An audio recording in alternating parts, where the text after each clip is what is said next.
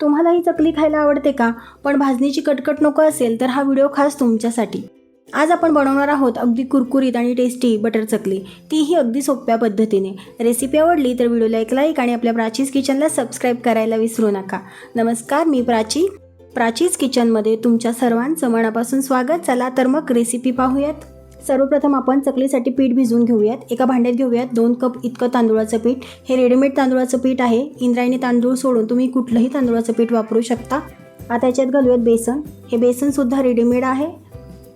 आता याच्यामध्ये घालूयात हिंग, हळद, तिखट तुम्ही तुमच्या आवडीनुसार कमी जास्त करू शकता.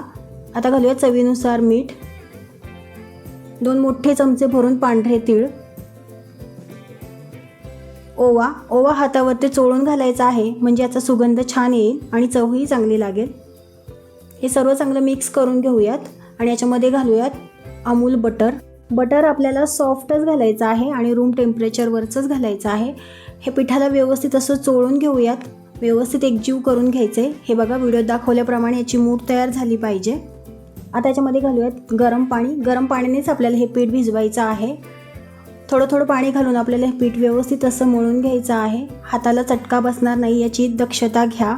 हे बघा, व्हिडिओत दाखवल्याप्रमाणे आपल्याला हे पीठ सॉफ्ट असं भिजवून घ्यायचं आहे, जास्त घट्टही भिजवायचं नाही आहे. आता याला 5 मिनिटांसाठी झाकून ठेवूयात. तोपर्यंत तेल गरम करायला ठेवूयात. तेल गरम होते तोपर्यंत आपण चकली पाडून घेऊयात. पिठाचा गोळा करून आपल्याला चकलीचा जो साचा असतो त्याच्यामध्ये हे पीठ भरून घ्यायचं आहे. व्यवस्थित असं दाबून घ्यायचं आहे, त्याच्यात हवा शिल्लक ठेवायची नाही आहे आणि याची चकली पाडून घ्यायची आहे. अशात मी सर्व चकल्या पाडून घेते. तुम्हाला अजून एक पद्धत दाखवते चकली कशी पाडायची ते. एक सरळ रेष मारून घ्यायची आणि त्याला गोल गोल असं हाताने फिरवून घ्यायचं, म्हणजे चकली पाडणं आपल्याला सोपं होऊन जाईल. अशाच पद्धतीने मी सर्व चकल्या पाडून घेतल्या आहेत. तेलही मध्यम गरम झालेलं आहे.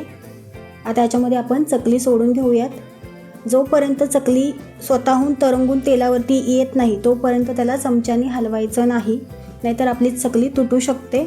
अगदी लो टू मिडियम फ्लेमवरतीच आपल्याला ह्या सर्व चकल्या अगदी गोल्डन ब्राऊन रंगावरती येईपर्यंत, कुरकुरीत होईपर्यंत अशा तळून घ्यायच्या आहेत.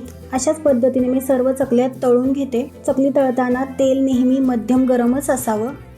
तर तयार झाली आहे आपली खमंग कुरकुरीत अशी बटर चकली. तुम्ही ही चकली हवाबंद डब्यामध्ये तळाला एखादा पेपर टाकून 15 ते 20 दिवस आरामात ठेवू शकता. रेसिपी आवडली असल्यास नक्की ट्राय करा आणि कशी झाली आहे हे कमेंटमध्ये मला सांगायला विसरू नका. आणि अशाच सोप्या रेसिपींसाठी आपल्या प्राचीज किचनला सबस्क्राईब करायला विसरू नका.